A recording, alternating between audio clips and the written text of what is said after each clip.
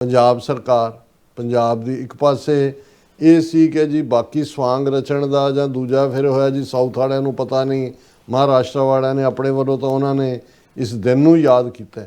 ਪਰ ਹੁਣ ਜਿਹੜੀ ਅੱਜ ਖਬਰ ਹੈ ਕਿ Punjab state child welfare council ਜਿਹੜਾ ਸਰਕਾਰੀ ਅਦਾਰਾ ਹੈ ਉਹਨਾਂ ਨੇ ਜਿਹੜਾ ਇਹ ਫਰਮਾਨ ਜਾਰੀ ਕੀਤਾ ਹੈ ਕਿ ਪੰਜਾਬ ਦੇ ਸਾਰੇ ਸਕੂਲਾਂ ਦੇ ਵਿੱਚ 5 ਤੋਂ 8 ਸਾਲ ਦੀ ਉਮਰ ਦੇ ਬੱਚੇ ਵੀਰ ਬਾਲ ਦਿਵਸ ਮਨਾਉਣਗੇ।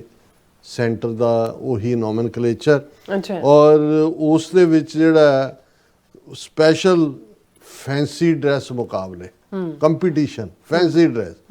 ਹੁਣ ਫੈਂਸੀ ਡਰੈਸ 'ਚ ਉੱਥੇ ਕਿਸੇ ਨੇ ਸਰੂਪਨਖਾ ਤੇ ਸੀਤਾ ਤੇ ਜਿਹੜਾ ਉਹ ਕੁਸ਼ਲਿਆ ਬਣ ਕੇ ਤਾਂ ਨਹੀਂ ਆਉਣਾ। ਕੀ ਹੋਏਗਾ ਫੈਂਸੀ ਡਰੈਸ ਦੇ ਥੱਲੇ? ਉਹੀ ਸਾਹਿਬਜ਼ਾਦਿਆਂ ਦਾ ਜਿਹੜਾ ਰਵਾਇਤੀ ਜਿਹੜਾ ਸਾਡੀਆਂ ਯਾਦਾਂ ਜਦੋਂ ਅਸੀਂ ਗੁਰੂ ਕੇ ਸਾਹਿਬਜ਼ਾਦੇ ਔਰ ਉਹਨਾਂ ਦੇ ਦਮਾਲੇ ਉਹਨਾਂ ਦਾ ਹੁਣ ਉਹ ਤੁਸੀਂ ਕਿਹਨੂੰ ਰੋਕੋਗੇ?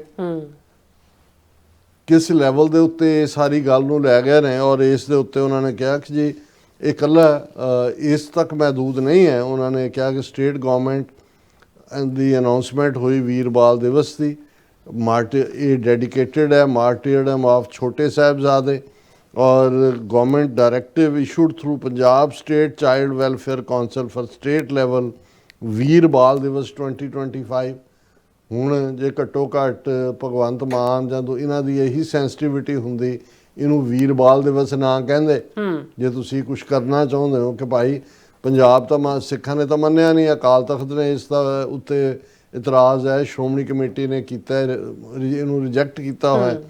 To organise state level Veer ball Diwas 2025 instructs districts ਇਹ ਹਦਾਇਤਾਂ ਕੀਤੀਆਂ ਗਈਆਂ to organise a fancy dress competition for children aged between 5 and 8 ਕਿ ਜੀ ਤੁਸੀਂ ਫੈਂਸੀ ਡਰੈਸ ਜਿਹੜਾ ਹੈ ਉਹ ਕੰਪੀਟੀਸ਼ਨ ਇਸ ਦੇ ਉੱਤੇ ਕਰੋ।